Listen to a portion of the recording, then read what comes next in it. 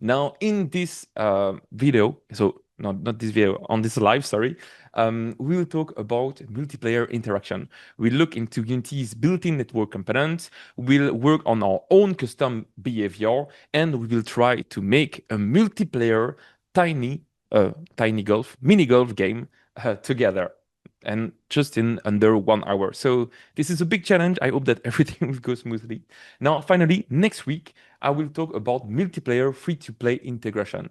So the two first episodes will talk more about creating a multiplayer game, both connection and then synchronization of behavior. And the third one will be more about meta platform and how you can leverage some of its features for free to play.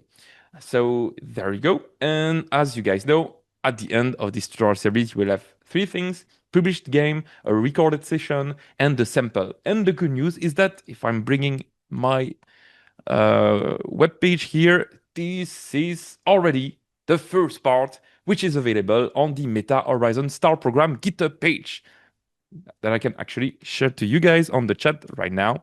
So the result of the first part is already available for you to play with.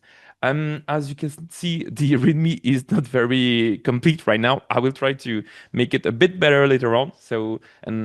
But the only thing that you need to know about this is you can download the project, you can open it, but the only thing that you really need to do is add your own Unity account to have Netcode working, and add your own Meta app ID to have the avatar working. That's it. And then you will be able to access all of the code that we did, all of the setup and the scene that we did last time. Now, if I go back to my slide, where are they? Beautiful. This is the survey. I'm sharing it a lot, and sorry to remind you guys again, but this is very important. You can, even if you need to answer this survey at the end, you can already prepare it. You can already have it on one side of your screen. I will share also the link to the survey here on the chat, and this is what the survey looks like. My name is Quentin. You can click here and start answering here the survey to know if I'm in the good direction, to know what I need to improve, and to know if my explanation level and I guess the complexity and the thing that I'm talking here are good enough for you guys. Of course, you are the one shaping this whole course, to shaping this whole MetaStar program. So it's very important for us to have these feedbacks answered. Okay, anyway, now moving to next slide. Let's talk about what we did last time. Do we have some new people that were not there last time? Here on the chat, I can see some familiar name, but if there are some new people, feel free to show yourself. But I will do a quick recap of what we did. I looked through it earlier today. Yes, I missed the first one. Is it recorded anywhere? Yes, it is recorded. Actually, you can go on here. There you go. You can see that. Boop, boop, boop, boop, boop. Where is it? Yeah, Michel, there you go. Michel has shared the Build-Along. Let's build a free-to-play multiplayer VR game. And it is here. I guess you can click just here. Does it work? Yeah, if you click there, it will send you directly to the recorded of the first part that you can watch. So anyway, now let's go back to what we did. But don't worry, GD Powell, don't worry, Jonas or anybody that was not there last time. I'm going to do a short recap, very, very short, and we will move on to the multiplayer interaction in just a minute. But what we did was very straightforward last time, because we started with a building blocks network auto matchmaking setup, which was able to connect multiple people straight when we click on play in Unity. But there was some problem with it because we could only have one room for everybody. We had no control over the size of the room, the data that was there, and there was no voice chat. That's why we had this working. We created our own advanced connection by first making it possible to authenticate, quick join, create a game, group people into a lobby, start the relay, and then start the voice. But how did we make something so complicated in just under 1 hour? And it is thanks to the awesome, oh, it's not there, thanks to the awesome Unity multiplayer sample. Now, anyway, I can directly maybe show you the result of last time because I have it working here. So as you guys saw last time, I have two Unity window, one on the left side. Yeah. Whoop. So I have two Unity window, one on the left side here and another on the right side. And this is working through parallel sync. Parallel sync is a tool that allows you to duplicate your Unity window to fake that you have multiple people playing the game at the same time. But right now I'm alone and I will be able to click on play here and there to test two times the same application to fake the multiplayer connection. So let me show you. I hope everything will work and I will just show you the result of last time.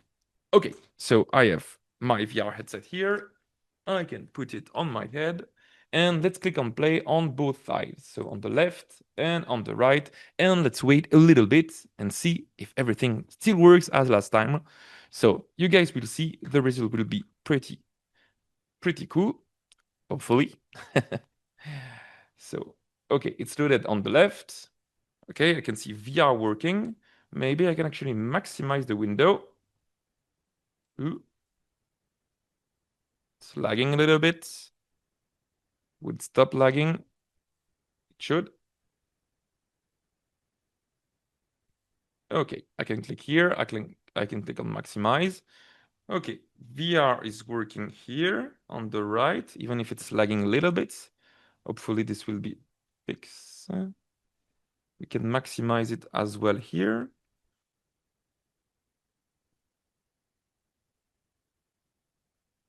Hmm. Okay, now it's not lagging. Okay, so you can see what's going on the left part here. I have VR working, I have array, I have some UI here, and here on this UI, I can create a room. I can quick join the first available room, or I can even enter a private one by writing here the code to a private room. Now, in our case, I'm going to click on new room. There you go. We can give a name, but in my case, I will leave like this. We can set the number of player. Maybe let's set it to 10 and let's click on create. And then after waiting a little bit, you can see that on the left side, poop, poop, poop, there you go. I have even my avatar working and I can see myself with here my microphone moving and I can see the room that I have created on the left. That's really cool. But now let's try to join this newly created room with the other player on the right side. So I'm going to select the right part and let's move.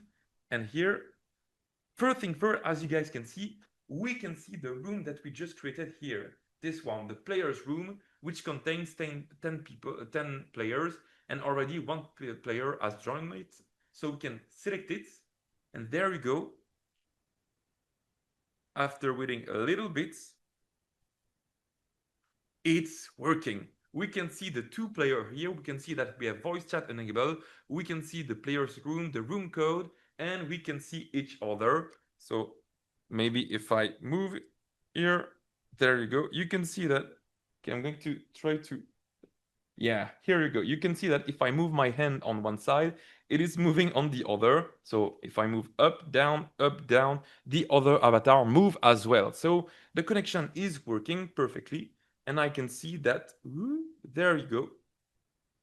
The synchronization between the two avatars are working. Now, the avatars are not the same. I know this is because we are testing with parallel sync and that he wasn't able to create a platform meta ID for the two instances uh, uh, of parallel sync. But that's something that actually work when you just build the game. So just believe me at this point for this, and everything works well. So this is the result of last time. Pretty cool, right? I don't know what you think about it, but I was really happy to, under 1 hour, use some things and merge everything together to create this very cool system that is very powerful. And yeah, that sums up what we saw last time, with exception of one thing, which is here. Can we get previous program recording? I missed the previous session. Yes, Diran, it's. I'm going to share it maybe. So if I click here, can I copy the message? It's here. I'm going to maybe copy the the message link and post it there. It should send you to where the first part was posted. But anyway, now the second thing that we saw last time was here, the comparison on how you can actually test a VR multiplayer game. We have different technique. There was multiple device, one APK with one editor, parallel sync that we are using right now, and Unity multiplayer play mode.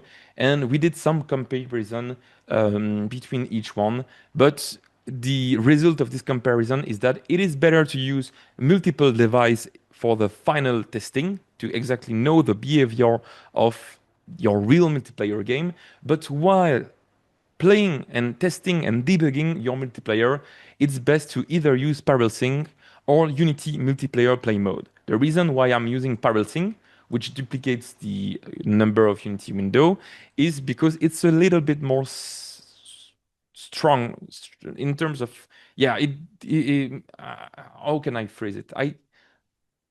It's a bit more consistent, right? It's a bit more stable. Thanks, Bernard. That's the perfect word. Yeah, you can see that it's the end of the day for me. So if I'm messing with my words, you guys are there to help. No, thanks, Bernard. But yeah, it's more stable right now because the other one is a bit newer. So it just had VR working, like, I guess, a couple of weeks ago. So yeah, I think multiplayer play mode will be the best solution in the future, but right now parallel sync is for me the best way to present you how everything works through a workshop. Okay, so here we go. That sums up everything that we did last time, but this time we are going to talk about multiplayer interaction and see how we can synchronize data over the network. And here is everything that you need to know. So this is everything that you need to know. This is how to synchronize data. So the principle of synchronizing data is very straightforward. It's always the same stuff, but it is really what makes it hard. This is not an easy subject, but you need to follow like a workflow with your component, with your custom behavior, and and you will see that if you are synchronizing data, for example, the movement of a hand, an animation, a leaderboard, it's always the same stuff. It's just the object that change, but how you can handle the synchronization is very, very you yeah, it's something that you can actually train yourself, and that is really repetitive. Anyway, let's find out how this works. So this is I'm going to here click on drawing because I think it would be maybe, does it work? Beautiful. Okay, let's say that we have multiple people playing our game and we have something that we need to synchronize over there. Let's say that it's, for example, an object. So we have one object in our multiplayer game and we want multiple people to grab the object and to move the object around, right? So what we need to do is have the object and make its position synchronize over the network. So the position and the rotation as well. So how can we do this? The first step to do it is to define who has authority over this object. Because with Unity Netcode, you can only one player, only one person can actually change the data. And when you think about it, it makes sense because if you have multiple player playing around the same object, the network's behavior will be completely messed up. It will be really, really hard to play with it. So only one player at a time can modify the property of an object. So the first thing that you need to do is define who this player will be. For example, let's say that it is this guy over there, the left one. So the first thing is to define who has authority. It will be this one. The next thing is to modify the data. For example, this guy will grab the cube and will change its position. And then the last step that we need to do is to send this modification to the other player. So 3 steps. First, who has authority, then modifying the data, and then sharing the modification to other players. Now, there is just one thing to know about kind of this way of handling the network behavior and the network interaction, is that you have 2 types of authority that you can define. Here, we have created an authority. We have said that the player moving the object, changing the object, is this one. which is a client.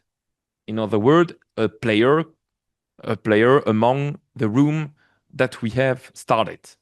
But what you can do is not have the player, so one of the clients modifying the data, but you can also ask the server to modify the data. And there is a big difference between the two.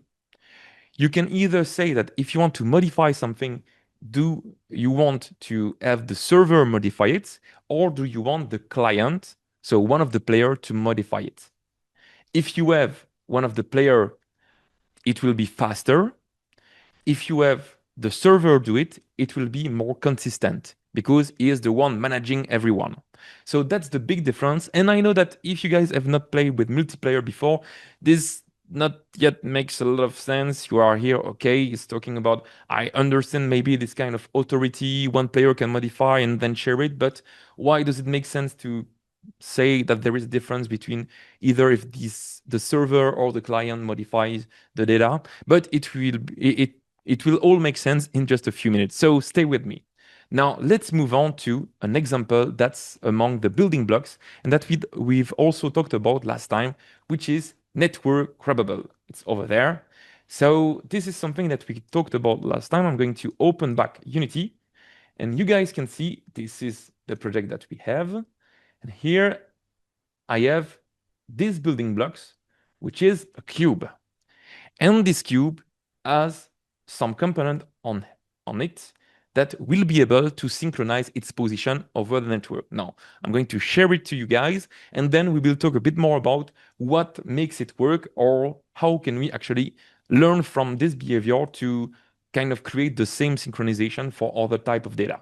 So let's see. I'm going to, again, test and hope for the best.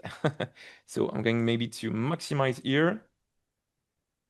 There we go, and maximize over there. And let's hope it works for the two. Yeah, I can see that more and more people are joining. So feel free to write anything in the chat right now if you have any question.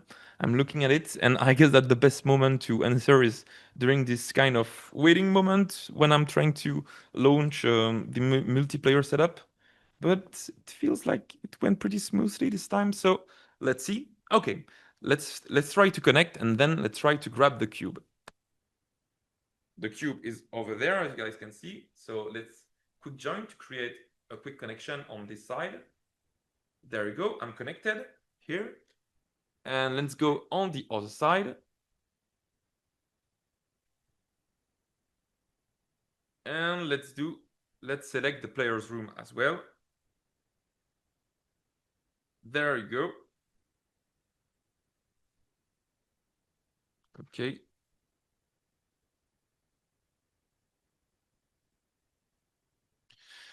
I have a little issue. What's going on? I cannot see the cube here. So what happened? Oh, I know what happened. And I'm really sorry because that's something very, very stupid of my part. Yeah, it's saved. Okay, Jonas saw it. We should give some point to people sawing my mistake before I make them. Yes, so I did some change here on this project on the left side, but ta-da! You guys can see here this little thing. It's not saved, which means that this change on the left side is not applied on the right side. So now I need to reload. Oh, yeah, okay, and this is happening. I can promise you, I've prepared this, and it never failed while preparing, and some Unity crash are appearing all the time at the worst timing. But anyway, Unity being Unity, yeah, we'll make it work. And maybe you know what? I think you will have to believe me on this one because we'll quickly move on to better example than just a simple cube that we can grab and that we can move on. So I know what I'm going to do. I'm going to talk about the cube, but not show you the cube, right? I'm going to now open the other Parallels Think window, which is there. Open unit window. There you go. Now it's opening the other Parallel Sync, and what I'm going to do is directly show you show you how this network cube works. So let's pretend I click on play, there was no crash, and you guys saw that with this cube, so this blue cube here, I could grab it on the left side, and while grabbing on the left side, on the other side, so on the other parallel sync window, it was moving as well. So why? And the reason is exactly the same principle that we talked about last time, which is here. Somebody has authority over the cube, and somebody is modifying this data and sharing this data to the other player. So how does it work? Simply with here, two little things. The first thing is here, the client network transform. This is a built-in component from Unity that is able to share the position, the rotation, and the scale to other player. But so this is handling the sharing of modification, but what is handling here the authority? What is handling the ownership of this cube that we are moving? And you can see that it is this script here, which is called transfer ownership on select. So this script will, when you grab a cube, it will ask for ownership of this cube, which means that I am the one modifying this data. And then the client network transform will handle the sharing of this cube. So in other words, if I grab here again, we are asking authority with this script, the transfer ownership on select, and we are sharing the modification through what? Oh, I should say first. Let me rephrase this. We are asking authority through the transfer ownership on select. We are modifying the data through the Grabbable that you guys should be familiar with. This is the same component with a single player when you are modifying the position of the data. And once it is modified, we are sharing the data through the client network transform. There you go. The whole behavior of grabbing an object and sharing its movement over the network is handled exactly in this principle. And as I was telling you guys earlier, this is all the time the same stuff. No matter if you are changing the position of an object, creating a leaderboard, changing the animation of an object, it's always like this. This is kind of always the same principle, but this is where also you need to kind of be very precise in how you are asking and modifying stuff. So with multiplayer, you need to be very, very, very strong and very, very precise with your mistake. Because if you are doing one mistake in your code, it replicates to all of the other players as well. I can see some question. I don't think I would be able to test locally considering my PC struggle to render even one window of Unity in VR. Yeah. But you can test multiple windows without VR. You can also use the simulator to make it. I should show you the question for the recording later on. Now, for this question, you can actually use a simulator for the other player if you want to not have two VR window working at the same time. Jonas is asking, is it possible to add this component in runtime using code? That's a good question. I'm not sure if it's possible, but what you can actually do is it's actually very simple to instantiate network game object. But it's not very, I guess it should be harder to add a network component at runtime. No, anyway, let me put it to the side and let me talk here about. So you guys saw here with this. Yeah. Let's maybe. I think that the window is opening again. So let's see if it works this time. Let's see if it works. We have two window. I hope it will work. Is it the same? We have the building cube. I hope. Let's try it for one more time. Okay, I'm going to click on play on the left side. I'm going to click on play on the right side as well. And let's hope again for the best. Oh.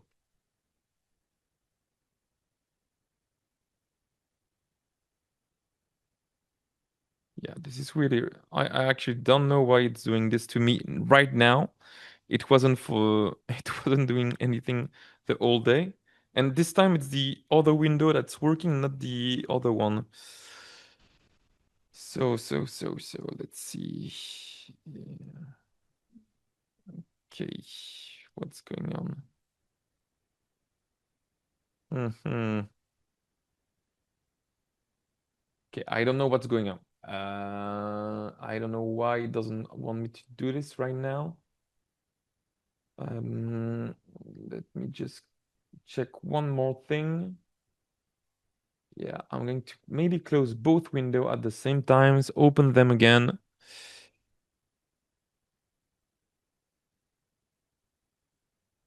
And continue here. There you go, free to play prepare. Okay, let's wait for the new window to open again. But yeah, I think I have an idea why there is a mistake here, why there is a crash. I hope it's not coming from parallel sync, but maybe I have an idea.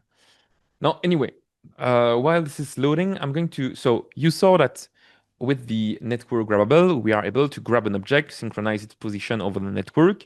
But you guys saw that the modification was shared using this component, which was called client network transform. This is one of Unity's built-in component for sharing the state of an object through the different players. But there are other components that are built in. For example, there is the network rigid body, and there is also the network animator, which exactly does the same thing, which is if you are modifying the physical properties of an object, it will share this modification to the other player. If you are modifying an animator state, for example, if you are changing a boolean in your animator to say that you are closing your hand, it will also share this modification to the other players.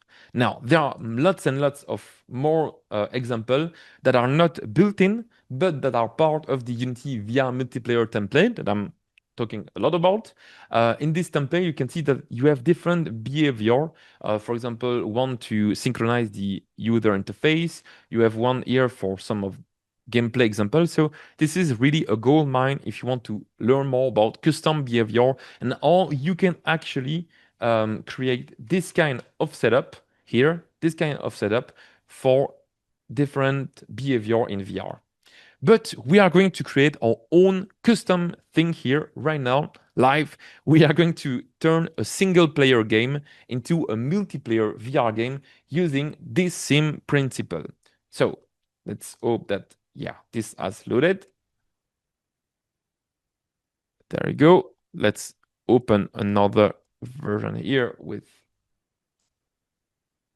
parallel sync and hope that this time there won't be any issue. And let's start to work our uh, on our own custom implementation of a multiplayer interaction. Let me just grab this. Okay, so let's get started. Right now, you guys know that this is um, this we are actually building a mini golf game, but right now this does not look like a mini golf, and we are about to change that. But first, if you want to create a mini golf multiplayer game, it is best to create the mini golf single player game. And this is what I'm going to share with you right now. It is going to be very simple, you will see. Now, I'm going to go to the scene and select the scene that we have here. So free to play multiplayer sample part 1. And I'm going to duplicate it by pressing on Control D. There you go, it's duplicated. Let's open and let's drag the mini golf single player component that I have already prepared for this workshop. I'm simply going to go to Tiny Golf here, this folder, and I'm going to drag 3 things. The first one will be the environment and hole. There we go, as you can see.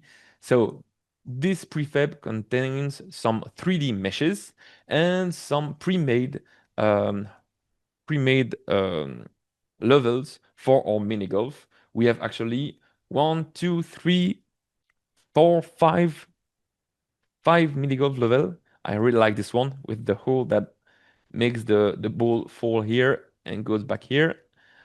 We have the environment also with some background tree. And you guys can see that we have some Z fighting going on here. This is because we have the plane at the same position as the ground of our environment. So I'm going to select our plane and press on delete. There we go. So this is the first prefab that we need for mini golf single player. And we actually need two more. The next one is the game manager. And the next one is the club. There we go. So this is the club that we have here. We have the game manager and we have the environment and whole. And I'm going to share with you and show you the result of what we just did to tell you about how this single player mini golf works. And then we will see how we can turn this single player into a multiplayer application. So as you guys can see, there is a game manager that contains some starting position, which are referencing actually all of the starting position of the levels. And that's something that is empty right now, but we can actually fill it out by simply searching here for starting. Oh, start maybe? Yeah, start position here. I'm going to lock this window, select these 5 elements and drag them on this list and boom, right there. Or I'm going to now unlock and we have our beautiful game manager already set up with all of the starting position. My internet's being funny this evening. Yeah, I hope it will be better, but yeah, this is the night of technical difficulties. I hope for the best also on my end for the parallel sync crashes that I had. I hope it will be resolved. But right now we are doing some single player mini golf application. Um, so let me just show you here the result that we have because so right now we have a club, we have some environments, and we have the game manager, which will spawn a ball for us to play with. Now, the last thing that I really want to do is if I go to the camera rig, under the right hand ensure, I'm going to drag the club so that the club will be able to follow my right hand. And I think that's the end for setting up this mini golf game. And I'm going to talk about all of the script that will make this mini golf happen. But first, let's click on play to find out if this works. Yes.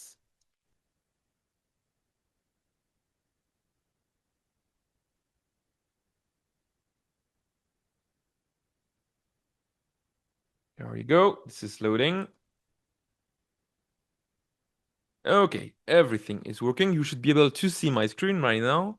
And as you guys can see, I can move. This is from last time, but I have also this club following my right hand, which is really cool. And I will be able to use it to actually hit this ball right there and move it to this hole here. So you guys can see everything? Yeah, you guys can see everything. I hope it will work. Now, let me show you the result here.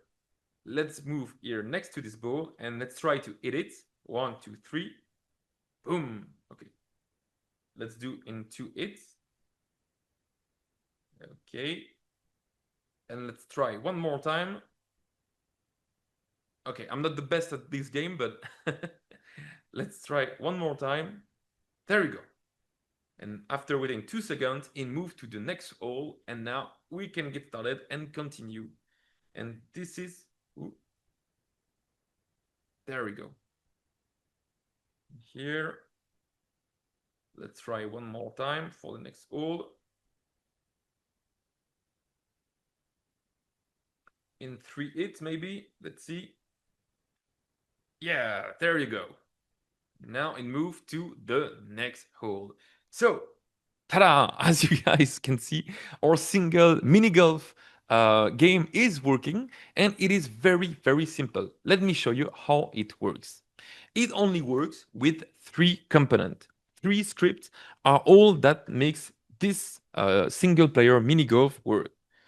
The first script that we have is on the club right there, because if I click on this club, you can see that there is a script called club. There is a script called club, and this script is very simple. it basically has an on-trigger state, which will detect a collision to actually move the ball in a certain direction. This is what makes actually the collision of the club hit and move the ball.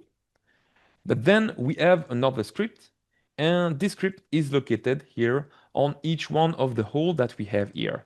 So if we actually open it, it's here. We have we have a hole for each one of the levels. And this is the script that we can find here.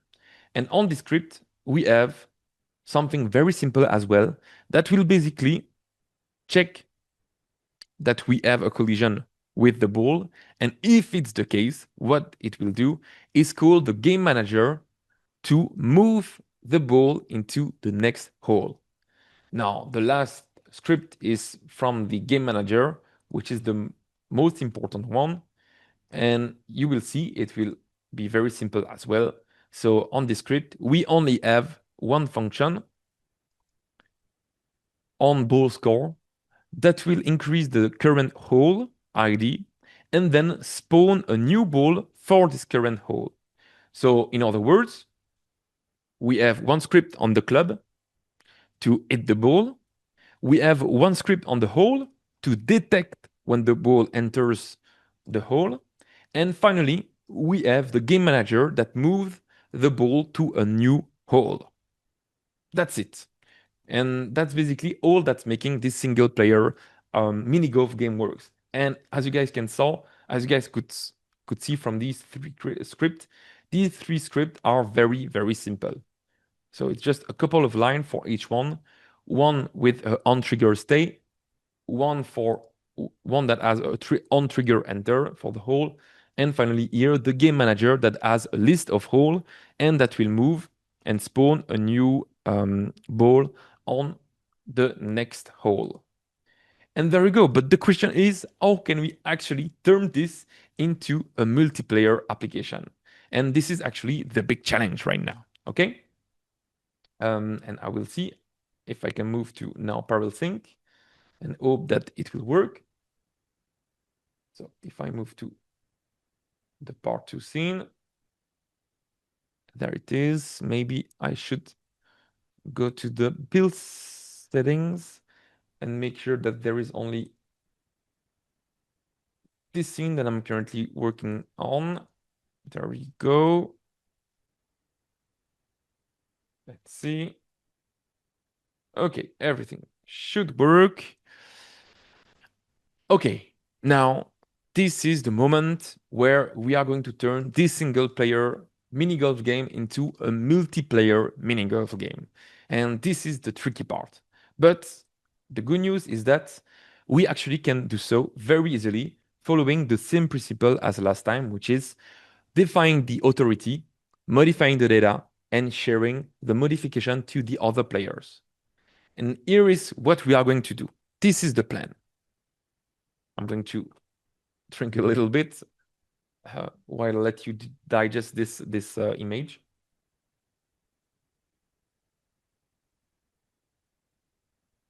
So these are the 4 elements that are creating our mini golf application. We have the club, we have the ball, we have the hole, and we have the game manager.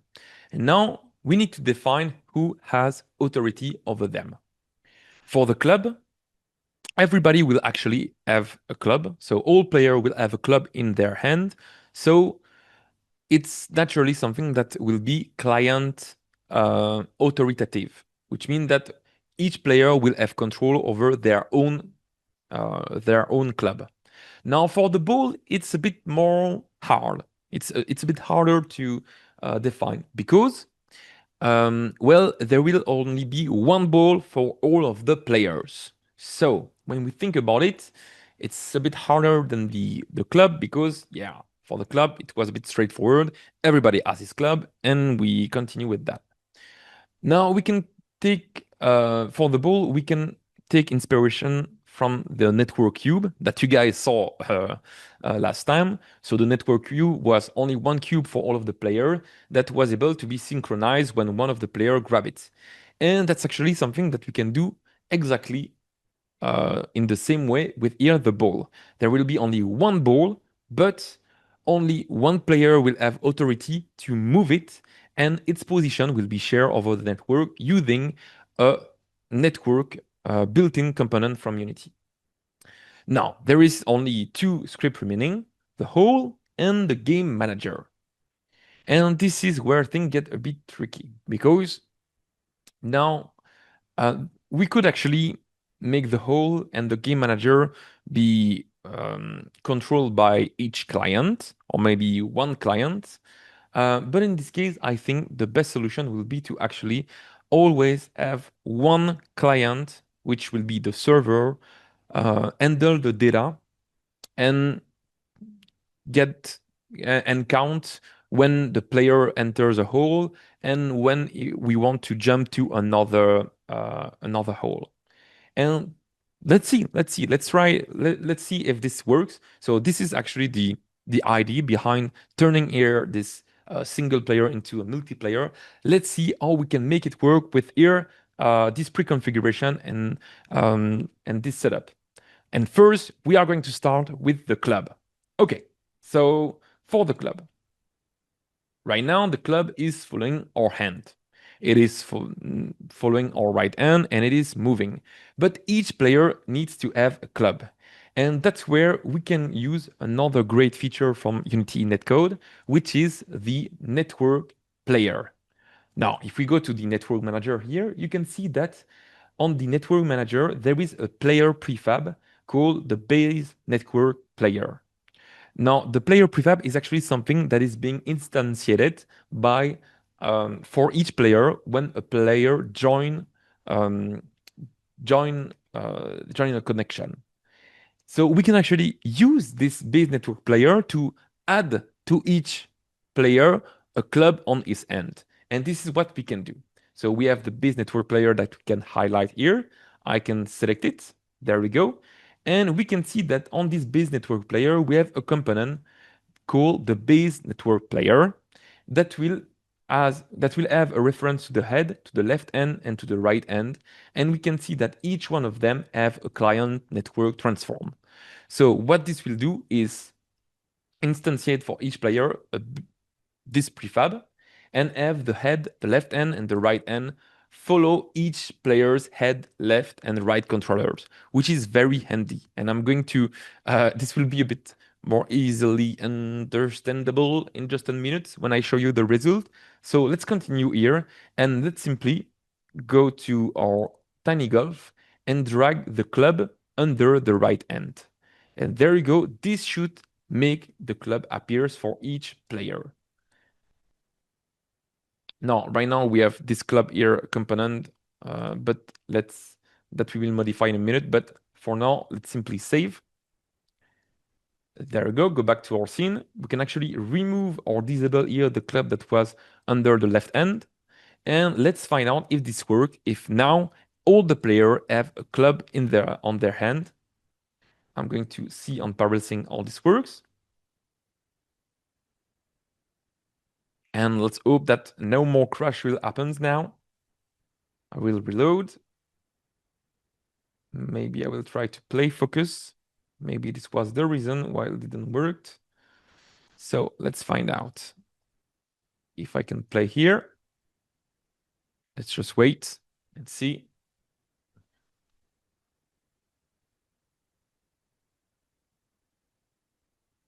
Suspense. What will happen? Let's see.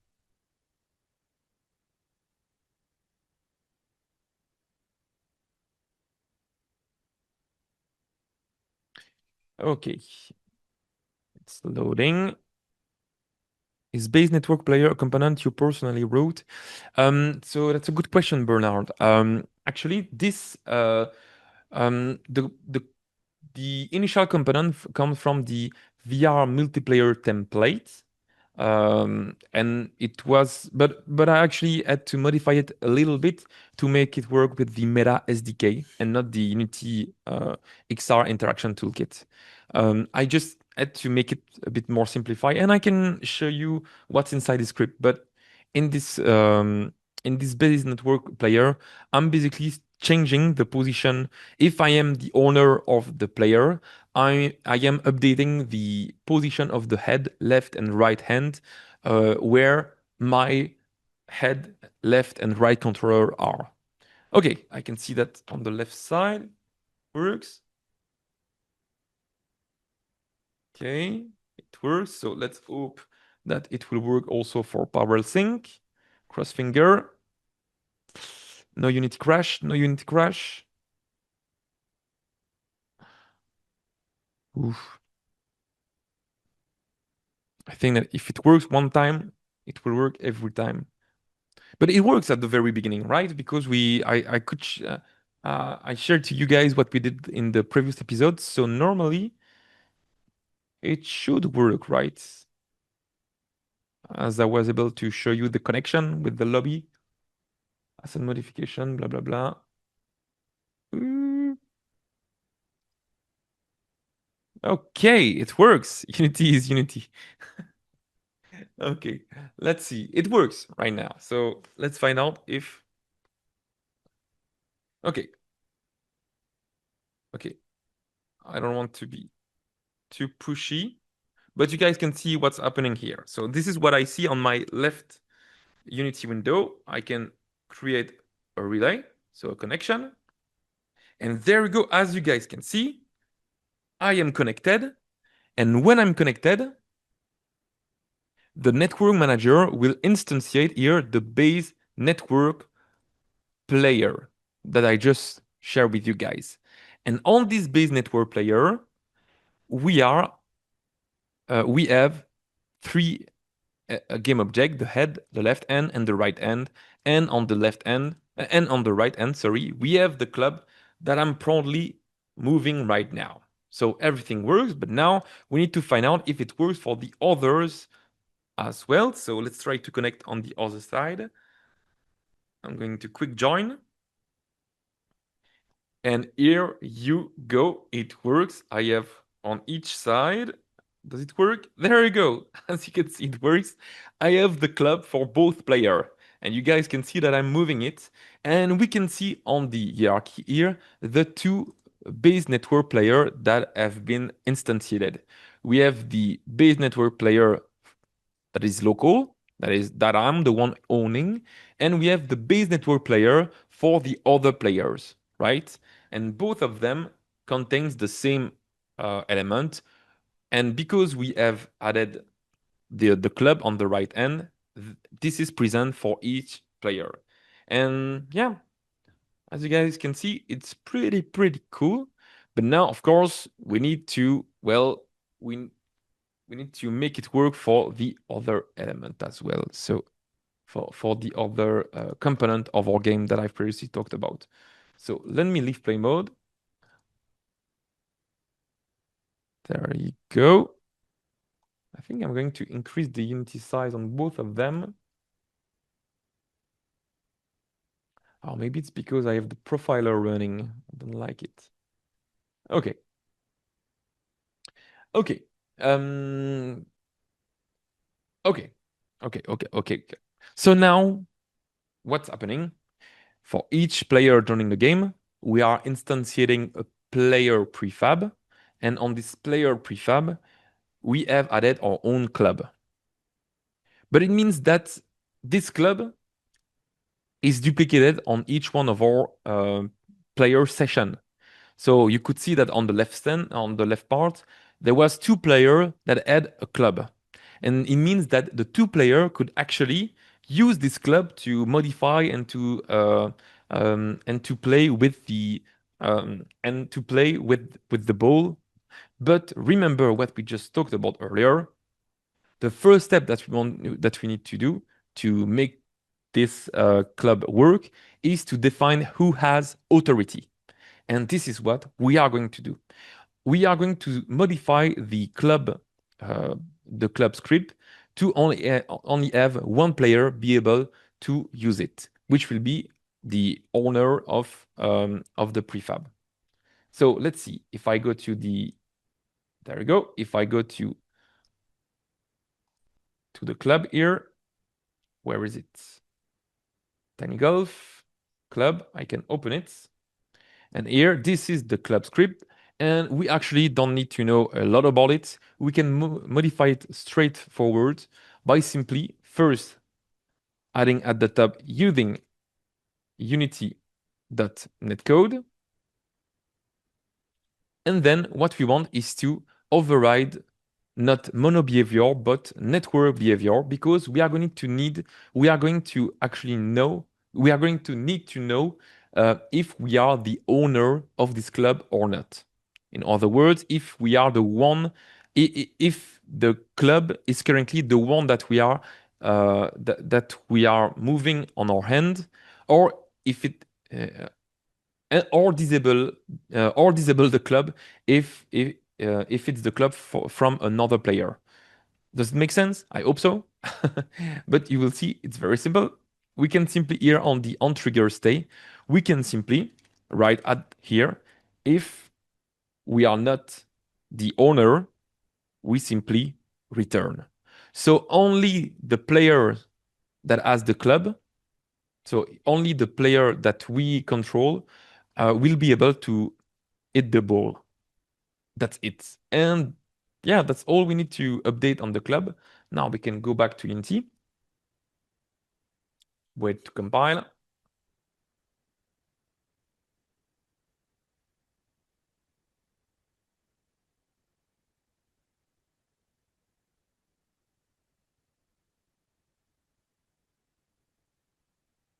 So how will the life look like for someone using Meta SDK and NGO? So right now, this is what I'm doing. I'm using Meta SDK and NGO. And basically, so if you are interested to create your own base network player component, you can see it's very, very easy. So it was maybe just a matter of time, just an issue of the time that I had on this talk to create it myself. But actually, what you need, you can, if you want to create your own network player, you can click here. I'm going to highlight it. Where is it? Network Manager. So this base network player is here. And it's very, very simple. So it's just one empty object that contains the base network player and the three reference of the head, the left hand and the right hand. And on this script, we are doing a lot of things that are not very important, mostly because they are from the previous Unity element, but the Unity multiplayer template. But the thing that is very important is here. So this is what's important. So on this player prefab, we are simply, if we are the owner, we are simply changing the left hand, the right hand, and the head position based on the position of our controllers, the right controllers, and on our VR headset, so that it synchronizes the position of each player's position and send it over the network. So let me go back now to to the club. Where is it? So it's here. We have the base network, and under it we have the club that we just added. And under the club, we have here the club script that we just created. It's over there. We still have the network behavior, so everything should be good. And now only the person holding the club will be able to interact with the ball. So it means that we have one thing down. Now all the players have a club on their hand, and this position is synchronized over the network, and only the owner of the club can hit the ball. Now let's move on to the next thing that we want to turn into multiplayer, and it is the ball. And this one is very straightforward because, well, the ball is right there, it's here, and this one will simply need to have a network, a client network transform. There we go. So this client network transform will make sure that the position of this ball is synchronized for all of the other player. Now, a thing that we can actually add is that we have a rigid body on the ball. So what we can do is complete this client network transform with a network rigid body.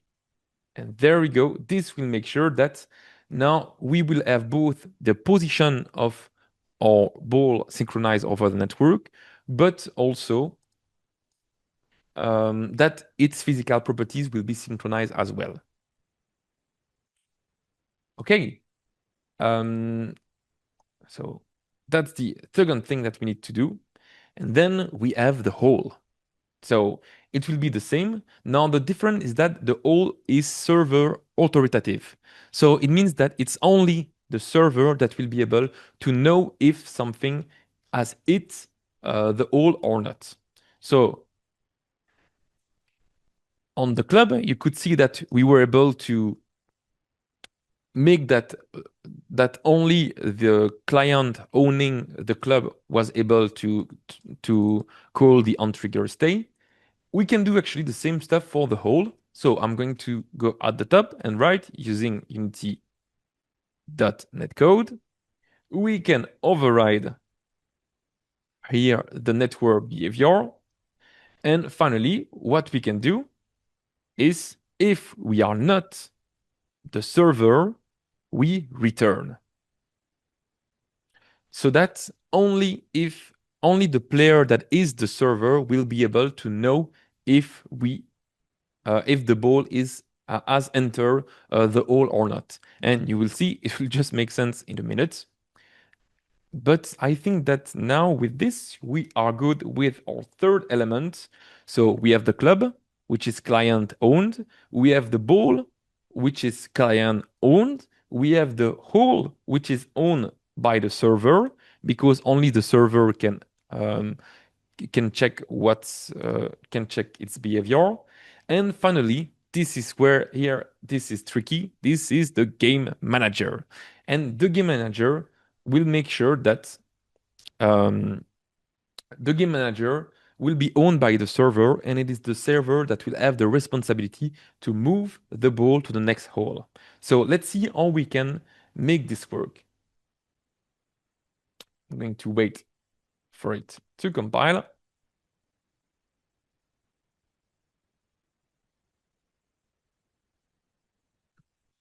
And I guess I'm curious right now to see what will actually happen at this state without a game manager.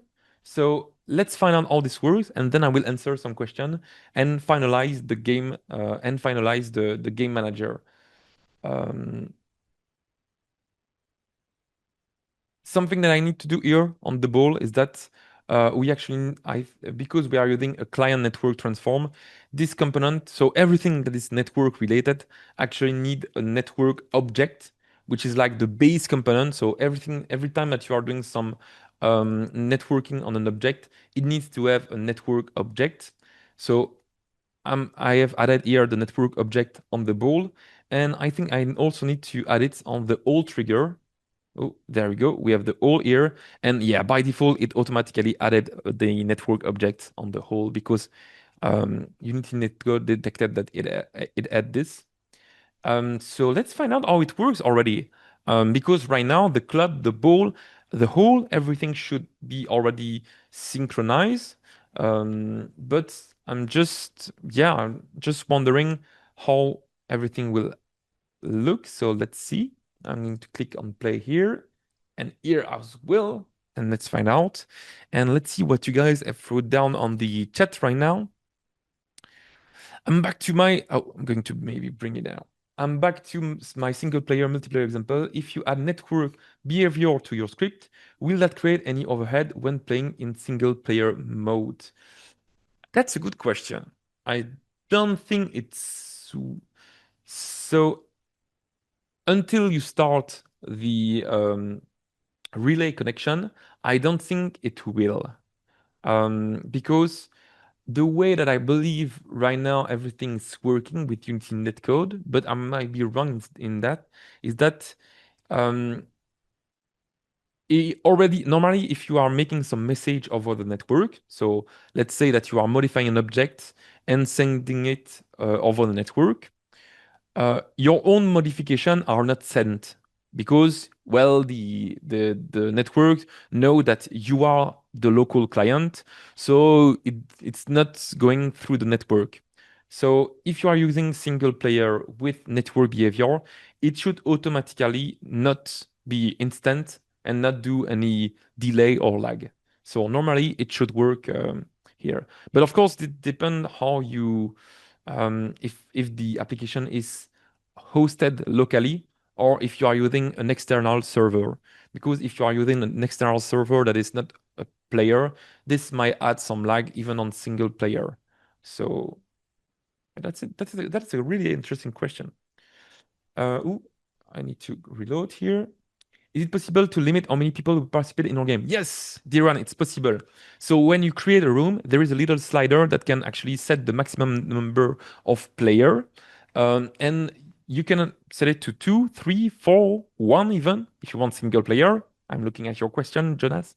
And yeah, it can block and make the room not accessible when you reach this limit. Um, there we go. Let's find out how this works already. I'm just curious to know. So we have on the left side here. Let's do quick join.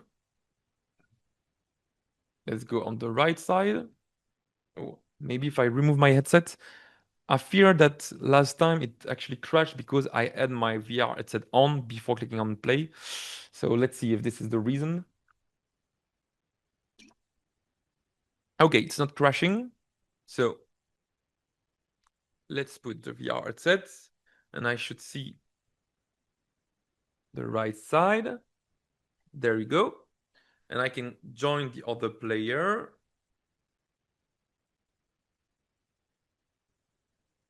It's lagging a little bit here. Okay. There we go. I'm joined here. And let's see if I can already interact with the ball that's there. So if I interact, what happens? Can I do it? There we go. I can. That's a good news. But is the position synchronized on the other player as well? Let's find out. If I go here to the scene. There we go. As you can see, on the scene window, it works.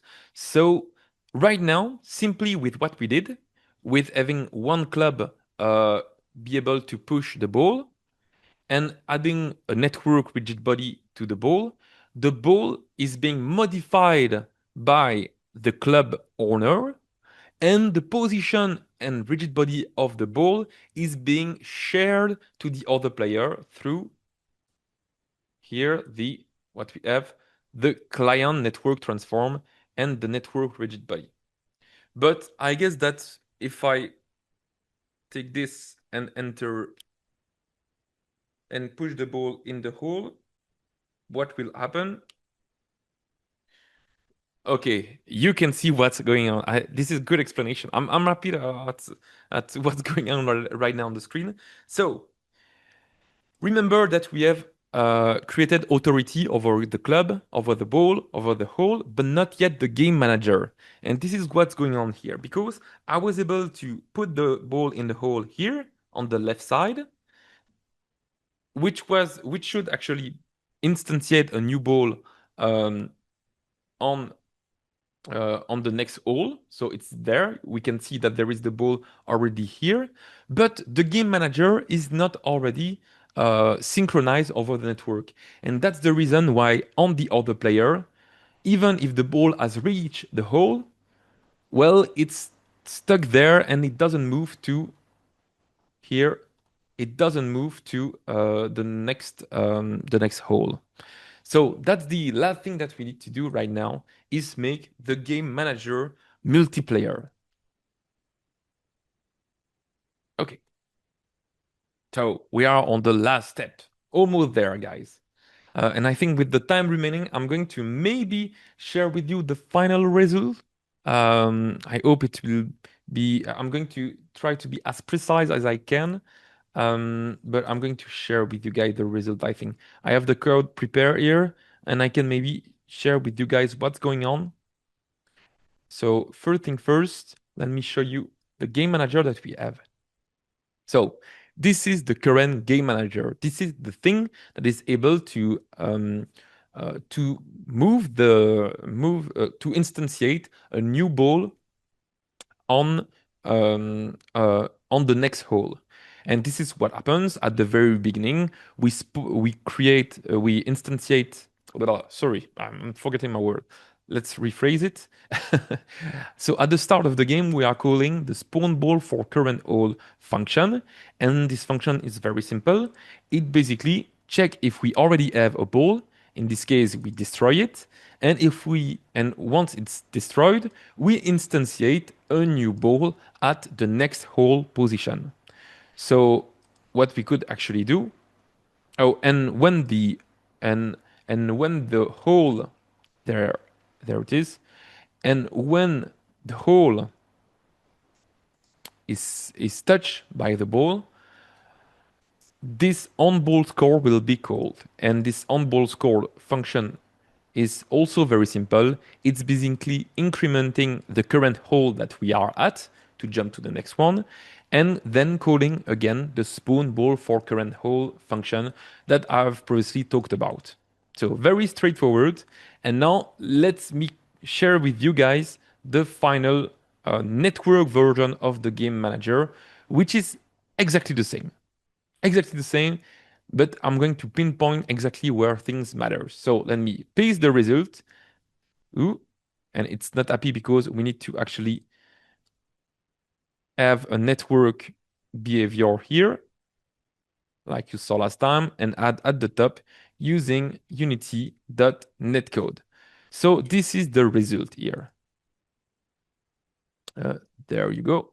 So this is the result. This is the network version of the game manager that is responsible to move the ball to the next hole. And as you can see, it is the same thing as before. We have a spawn ball for current hole and player. We have an on-ball score server. The only thing that it does is the following. Because, let me go back to Unity.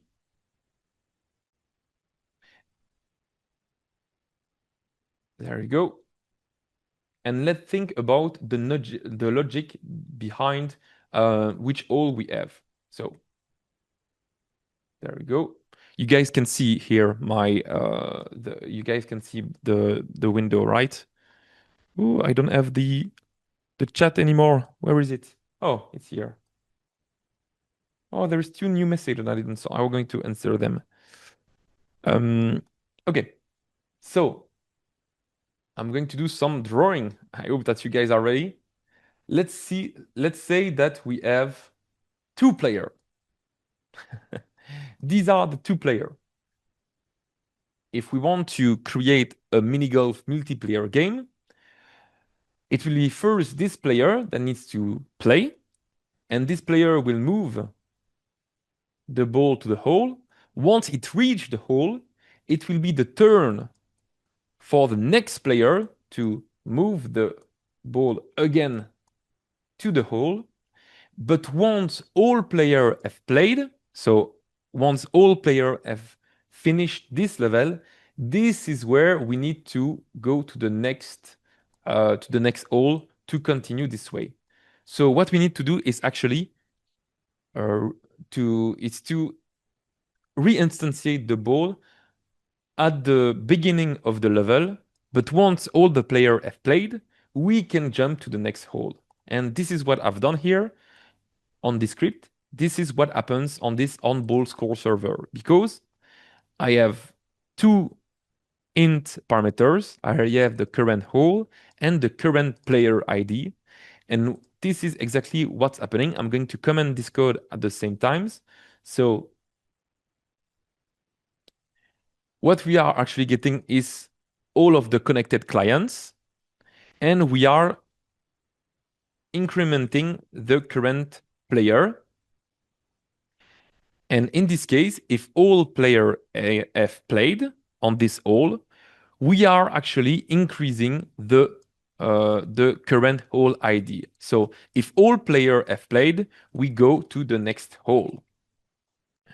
And in this case, in the case that we have played all the hole, it's hard to pronounce, we go back to the first hole.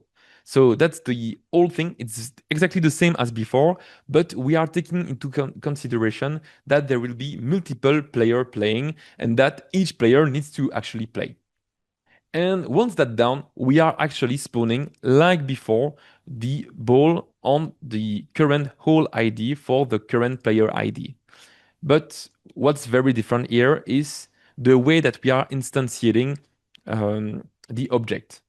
Now, normally, when you instantiate, this is what you do. You do instantiate ball at the current position, at the current rotation. But when you do this through the network, it only instantiates the object for the player calling the instantiate function, not the other one. So you actually need to force the instantiation to the other players. And this is what you can do simply by calling spawn with ownership here. So first step is to spawn the ball like before, and then force the spawning to the other players as well. So do you guys still follow along here, the logic? I'm going maybe to sum up everything here with this little drawing. Let's say that this is one player. This is the second player. But this player here is the server. And what happens? So this player can push the ball to the hole. And when the ball hits the hole, the player will notice, the server, sorry, will notice and will be the one that remove the previous ball and reinstantiate a new one. So that's how the coding, the whole behavior works here. We have the hole, and the hole is only accessed by the server. Ooh, sorry. And I think that there is a mistake here because it's not on ball score, it's on ball score server. So when the hole is found by the ball, we call the on ball score server that will destroy, that will update the current hole and current player, and that will destroy the previous ball to instantiate a new one for everybody. Yeah, so let's find out if this works. I hope so. I hope so. So I'm going to wait for everything to compile and let's see if everything works for two players. This is the moment of truth. So I'm going to select the game manager that we had previously.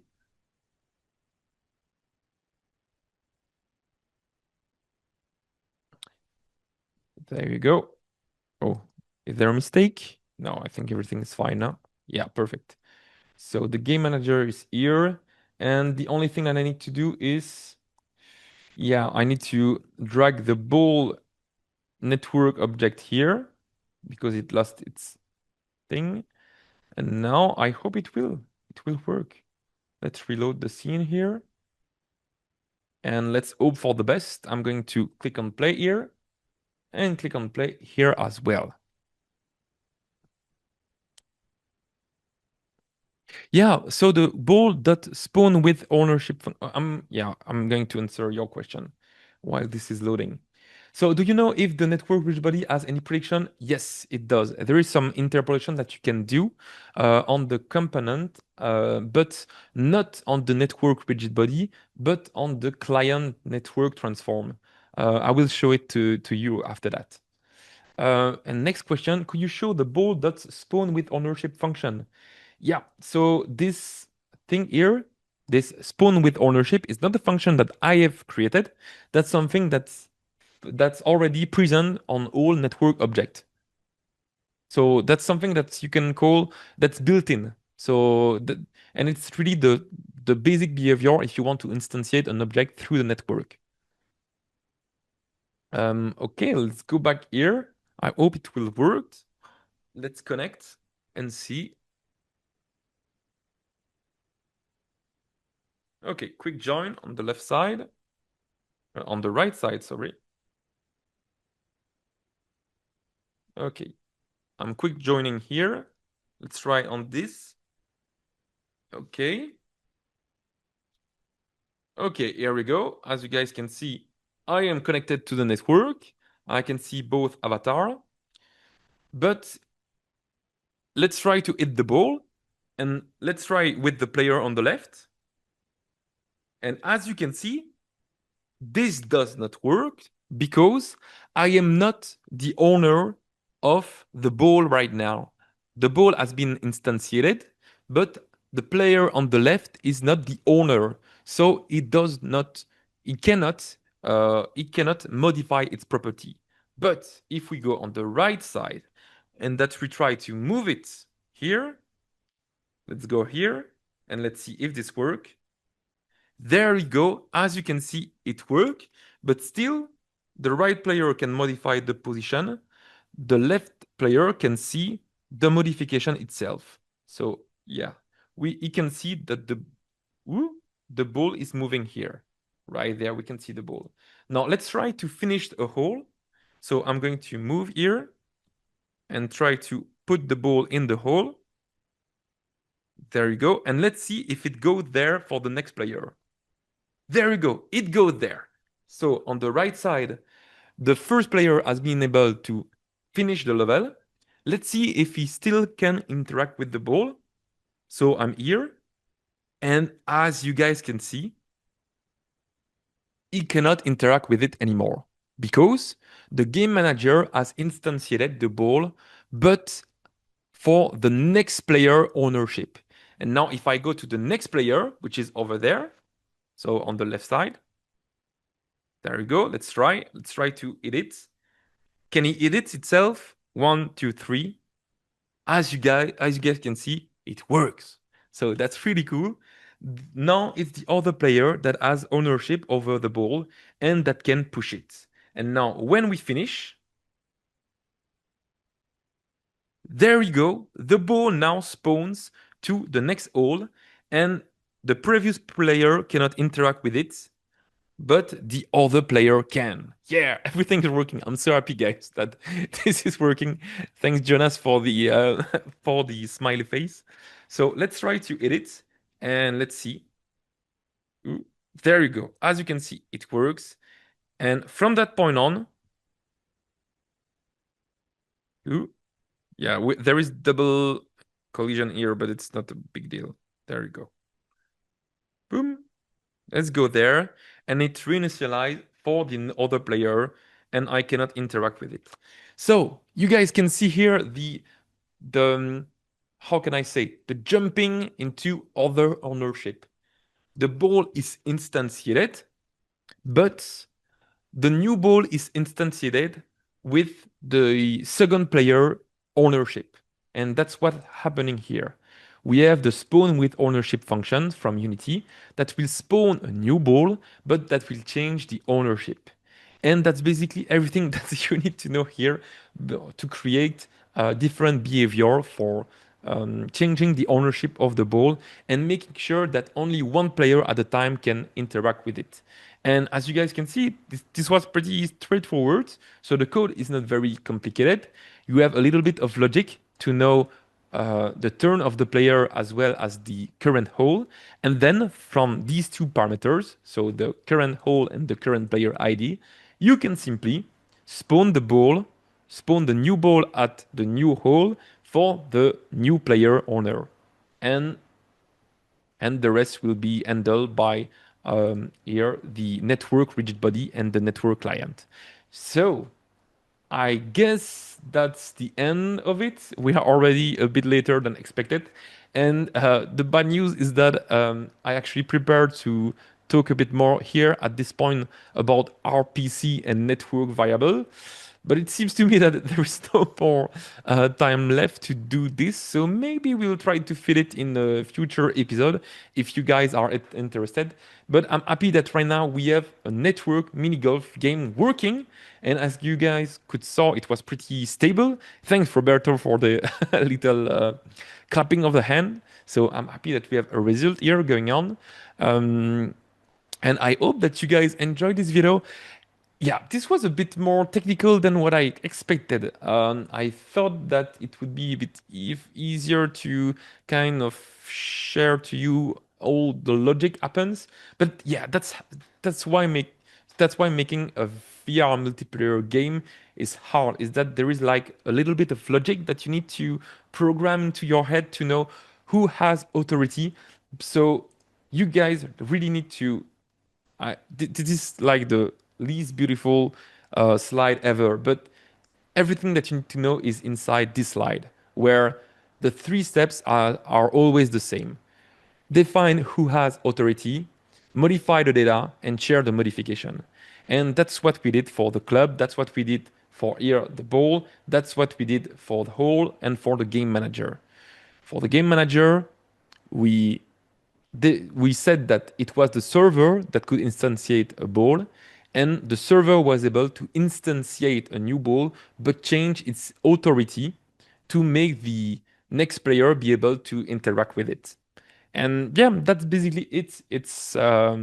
I hope that you guys enjoy this live session.